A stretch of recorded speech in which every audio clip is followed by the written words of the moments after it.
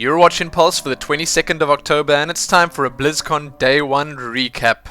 In this episode, we're going to be taking a look at a ton of great stuff, including some general Blizzard news and announcements, the new Diablo III Cinematic, the Diablo III Collector's Edition, World of Warcraft's next expansion set, Mists of Pandaria, a new Blizzard DotA trailer, the Heart of the Swarm multiplayer units, and more. Yes, a lot more. I will also just warn you before starting that this is going to be a pretty lengthy episode. I'm going to be showing a couple of full trailers in here, and if you want to skip them, if you've seen them already, I will put annotations in for that as well. So, that said, let's get started.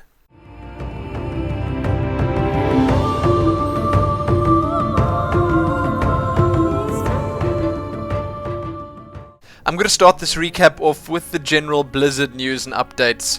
Over at the BlizzCon site you can see Blizzard's Day 1 wrap up. It doesn't have all the information on it, but you can find a lot of interesting stuff there. Then you can, if you're interested, see the Blizzard 2011 year in review.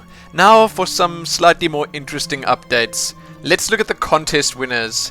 The only ones I'm really going to fully feature here will be the costume contest winners. You can see the dance, fan art, song and movie winners below as well. But in the costume contest, third place was taken by Justin Floyd as Deathwing. Second place, Christopher White, a paladin with Ashbringer. Now there's pretty much a paladin every here, but this one is quite impressive indeed. Then the winner, my personal favorite as well, and when I saw this I absolutely knew it was going to win. Avery Faith as the StarCraft II Adjutant.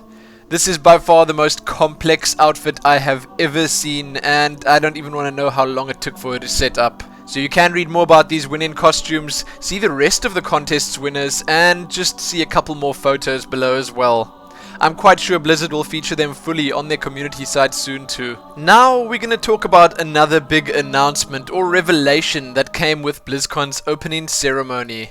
I didn't really want to put this in the World of Warcraft or Diablo news because it's a bit of both.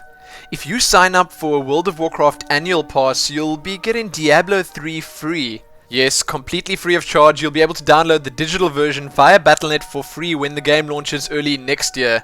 They just reiterate that it is the full game and not some trial edition. Then along with that, you'll get a flying mount for World of Warcraft, and that's the Tyrael's Charger. Not much to say about it, it does look pretty cool. But here's the biggest one, in my opinion at least. If you buy the World of Warcraft annual pass, you will get access to the next World of Warcraft expansion beta test. That is, in fact, Mists of Pandaria, and this is a guaranteed spot. You don't need to do anything. Once it's announced, once it starts up, you'll get access just because you bought this annual pass. But there are a few things that you have to keep in mind here, and a few things that make this a little bit better than it actually sounds at first. The World of Warcraft annual pass is on a pay monthly basis.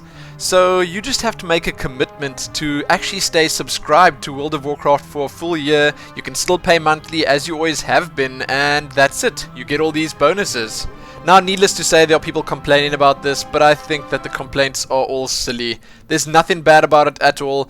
If this was a pay once for the entire year setup, then I would have been slightly more cynical, but it's not, and we have to keep in mind that this is all your own choice. You don't have to do this, no one's forcing you to buy an annual pass. You can go on paying month by month if that's your thing, and if you're a Diablo or StarCraft player, this shouldn't affect you in any way. So Blizzard do give more details about this, like for players who want to purchase the Diablo III Collector's Edition. Yes, they haven't forgotten you. Read more about it below, and be sure to let me know what you think.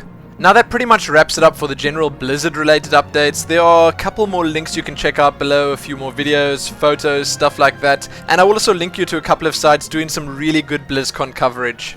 Now though, time for World of Warcraft news.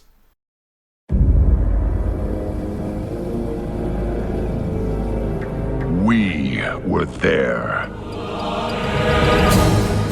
when a world of limitless adventure opened up before us. We rose defiantly against all those that threatened the peace of our kingdoms. We ventured to a new alien world and cast the Lords of Shadow and Flame back into the abyss. It was we who held the line, as death itself rose like a tide to swallow everything we held dear. We have endured the breaking of the world. and must now face the Destroyer and end his cycle of destruction. But soon, we will face a new chapter. An adventure unlike any we've known thus far. A mystery shrouded by superstition. A land of forgotten power and ancient magics. And a people that may well change the fate of us all.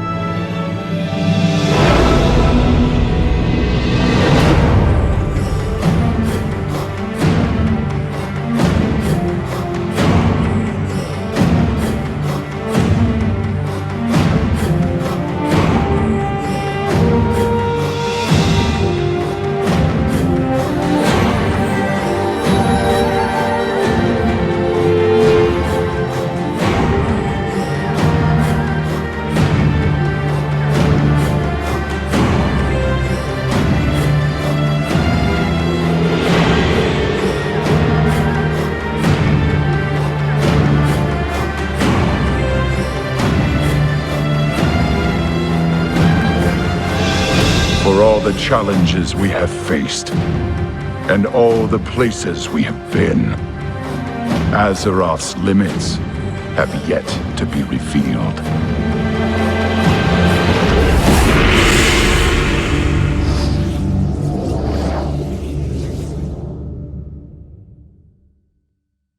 Is anyone else as excited about this as I am? Yes, the 4th World of Warcraft expansion set, Mists of Pandaria, has been unveiled.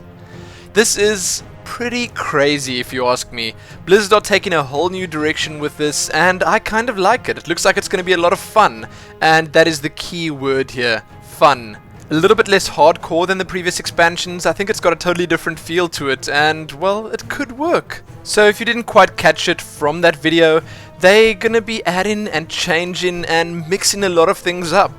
There's gonna be a new talent system, the new race that you just saw right there on your screens, the Pandaren. You're gonna be playing in the region of Pandaria. There's going to be a new class, the Monk, which, yes, you can play with the other races as well.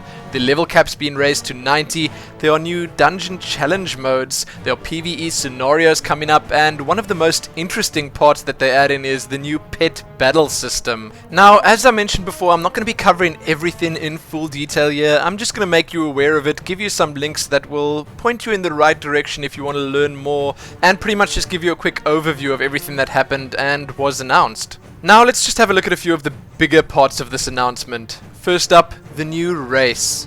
Meet the Pandaren. This is the first so-called neutral race in World of Warcraft, but it's not that simple. You do actually choose Alliance or Horde after you finish the starting area at level 10. They've got a couple of pretty interesting racial traits. You can increase stat benefits from food, cooking skill increased, your rested experience bonus lasts twice as long, you take 50% less falling damage. Yes, pandas are pretty bouncy. And then lastly, Quaking Palm. You touch a secret pressure point on an enemy target, putting them to sleep for 3 seconds. Pretty cool. The Pandaren can be a good bunch of the classes in the game. They can be Monk, Hunter, Mage, Priest, Rogue, Shaman, and Warrior. I think the Pandaren race looks pretty fun. Sadly, the females haven't been announced just yet, but I'm pretty sure Blizzard will show them off soon enough. Then, the Monk class. Now, monks are a little bit different. Blizzard did tell us quite a bit about the class, and I'm sure you can find a lot more in the links below, but I'll just give you a quick overview. They can use cloth and leather armor, they can use fist weapons, one-handed axes, one-handed maces, one-handed swords, polearms, and staves. Blizzard did, however, say that they want the focus to be hand-to-hand combat. Obviously your weapons will still have effect on your stats and stuff like that, but it's actually sort of the same as the Monk works in Diablo 3, if you know how that works. If you don't, you can watch my Diablo 3 playthrough to see it. Anyway, the Monk can play as a Brewmaster, which is a tank spec, a Mistweaver, which is apparently pretty different style of healing. We're gonna have to see how that works, and a Windwalker, which is melee DPS. This is not a hero class and it will start at level 1. The biggest thing that they actually said about the Monk class was that it won't have any auto attacks. The word Street Fighter actually came up, and they said they wanted to be a lot more reactive and a totally different experience. That's pretty weird, and I would say a pretty brave thing for them to do. I honestly don't really like it that much, because people like me who play with a lot of latency when I do play World of Warcraft will definitely have a disadvantage there, unless they set up some really good skill queuing system. Still though, it's interesting, and I think I'd have to actually test it before really passing judgment. The monks are going to have a new resource system called Chi, and you can read a lot more about that below. Next up, all the talent trees are going to be redone, and I think greatly simplified. You can see examples of that on your screen right now, and you can read a lot more about that below. There are some new zones to explore. Blizzard have previewed the Wandering Isle, the Jade Forest, the Valley of the Four Winds, the Kunlai Summit, and a couple of others.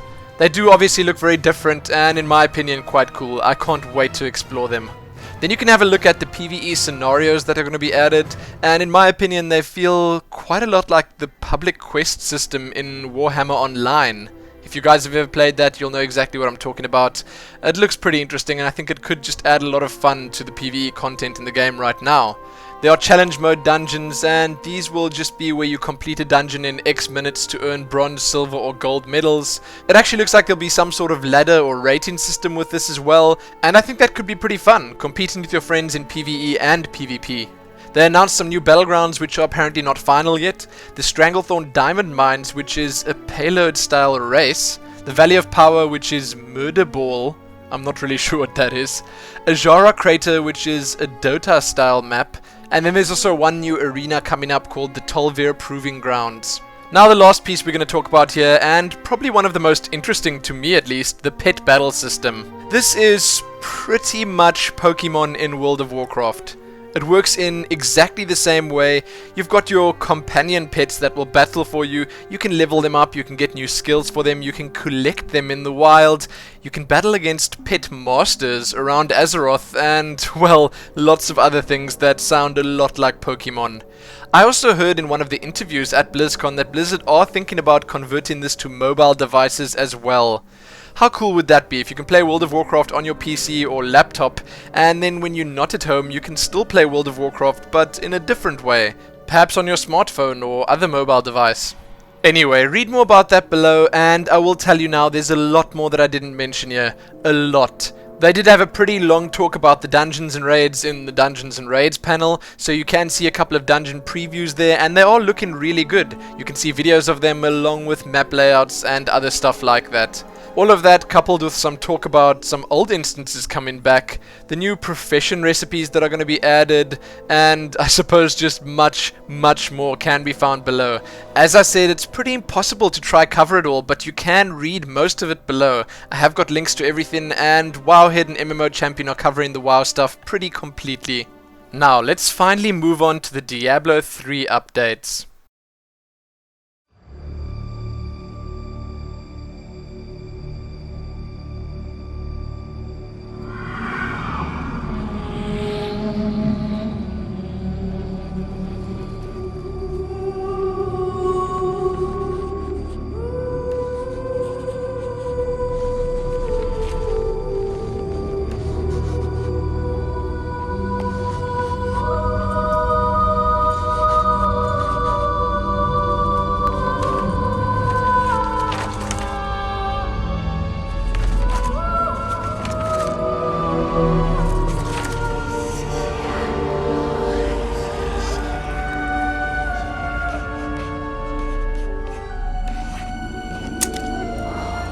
None of this makes any sense to me.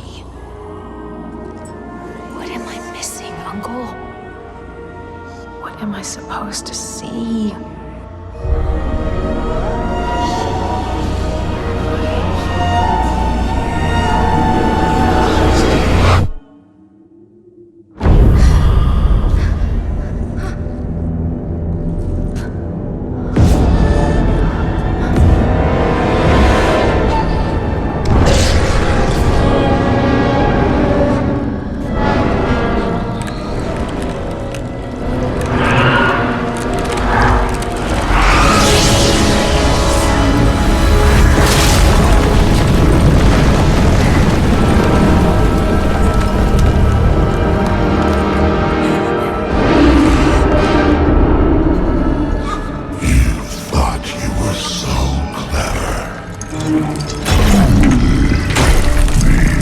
That you'd outwitted us all. One by one, our brethren fell into your trap. But not me. I defy you. I know the Black Soulstone is the key, and it shall be mine. Soon my army shall pour forth from the shattered mountain, ravaging this world and all hope of resistance. My minions will find the stone, wherever you choose to hide it. Then, at long last, Osmodan shall reign as the prime evil.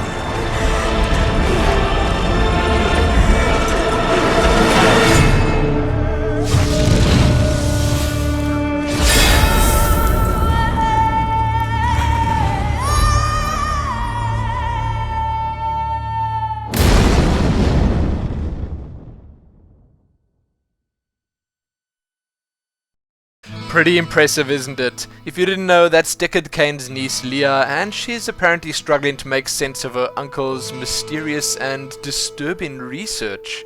The big demon in her dark vision is Asmodan, the Lord of Sin, and I can actually make a few assumptions about how the Diablo 3 story is going to be going after seeing this. Bear with me for a second here, but I was thinking if Asmodan's the big bad guy in Diablo 3, and we did just recently see some images of a feminine looking Diablo, aren't we perhaps going to see Leah forced to shove that Soulstone in her own head later in the game? Perhaps somehow she'll be transforming into Diablo to fight against Asmodan, to actually stop him.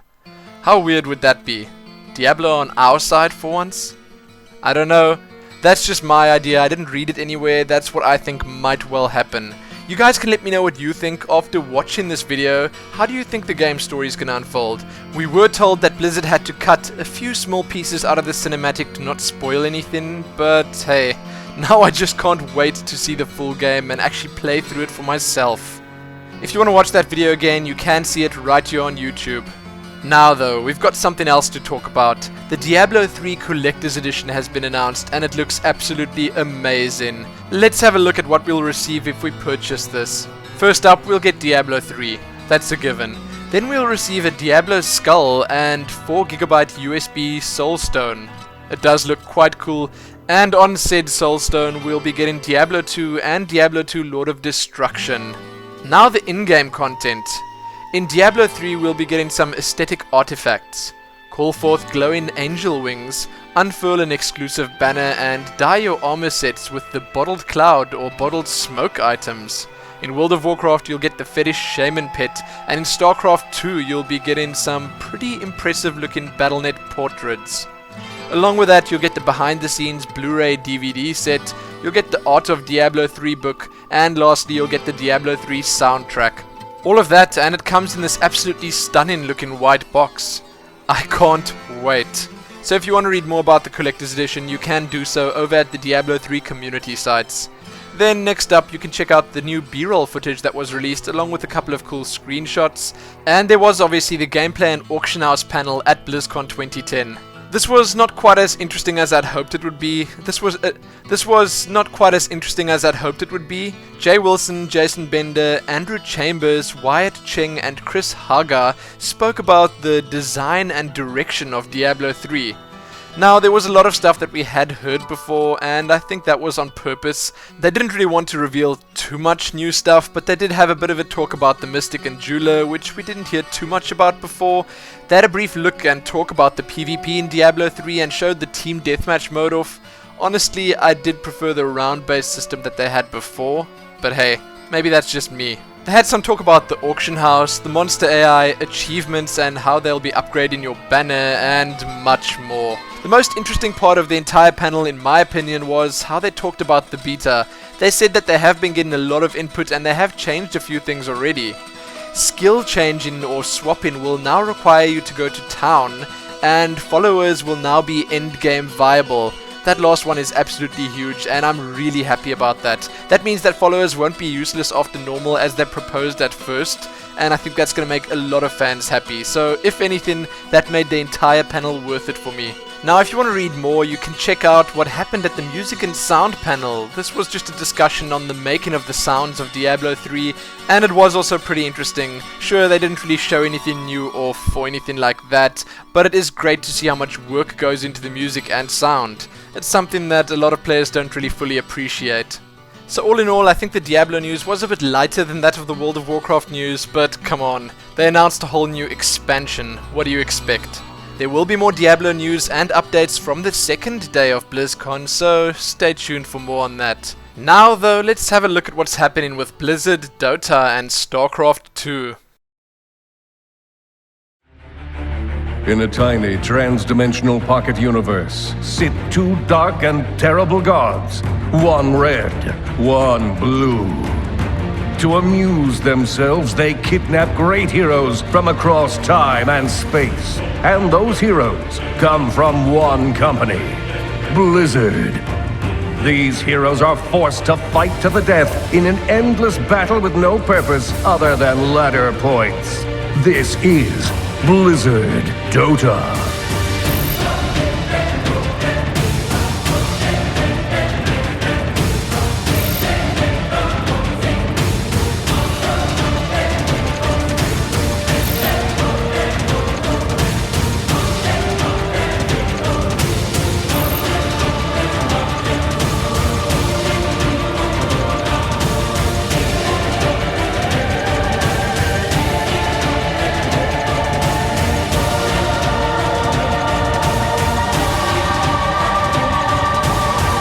Seriously.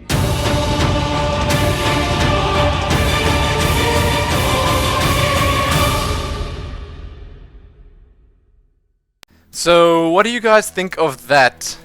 It looks like Blizzard have sort of changed their tune with Blizzard DotA, and I honestly like the direction they've chosen. They've chosen to go for a more fun and I suppose light-hearted approach.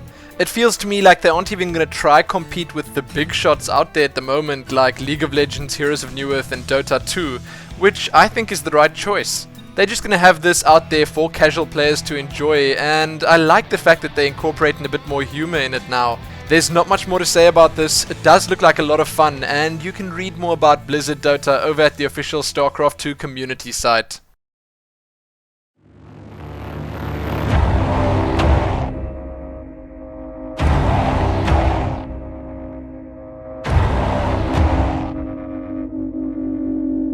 The girl you remember is dead. I'm going to find Minsk and make him pay.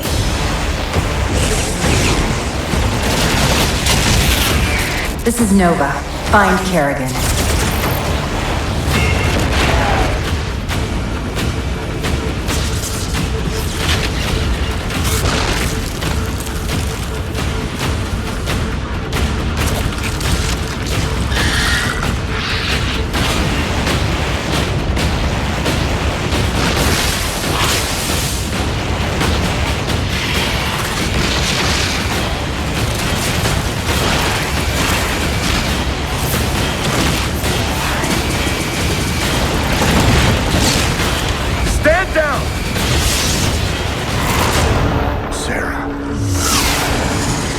How many innocents have you killed?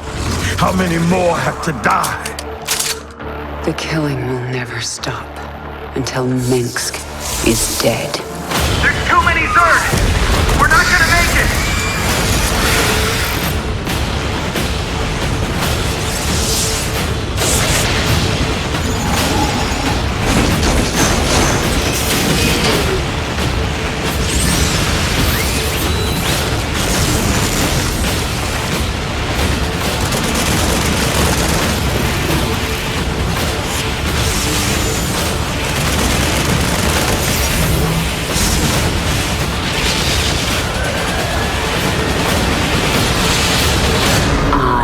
The swarm.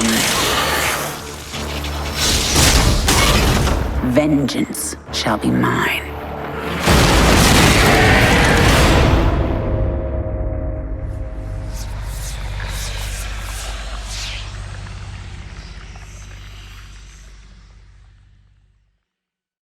Now that's more like it. Or actually, that's a bit much to take in. Did you even manage to see all the new units there?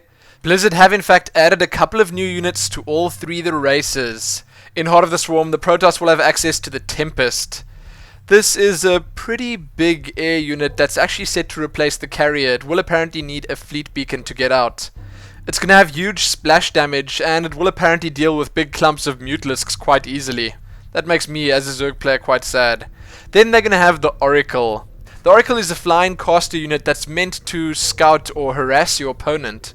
It has three pretty interesting abilities, the first being Entomb, which can temporarily block mineral fields from being harvested. Those tombs can be destroyed if the enemy focuses them down, or they'll just time out after a little bit anyway. Then we've got Preordain, which grants vision of a targeted enemy building, allowing the Protoss to see which units or technologies are being researched.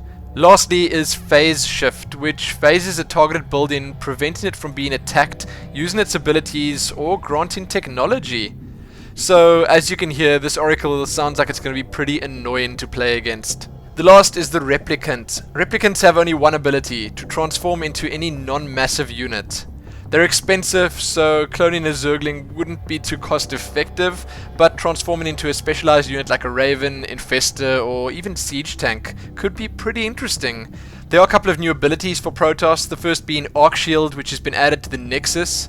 And this will temporarily add additional shield and build-in armor to any building, as well as a weapon very similar to a photon cannon. So that's quite interesting, and it might help out a lot for harass. Then the Mothership spell Mass Recall has also been added to the Nexus. You can use that for, I think it's around 75 energy. Units that have been removed from Protoss would be the Mothership and Carriers. I honestly don't think people are going to miss those too much. Now for the Terrans. First up, we've got the Shredder. This is a new unit built from the factory that allows the player to control the battlefield. In its mobile form, Shredders have no attack and are pretty useless, but when you set them to stationary mode or when you deploy them, they channel area of effect damage to both the air and ground.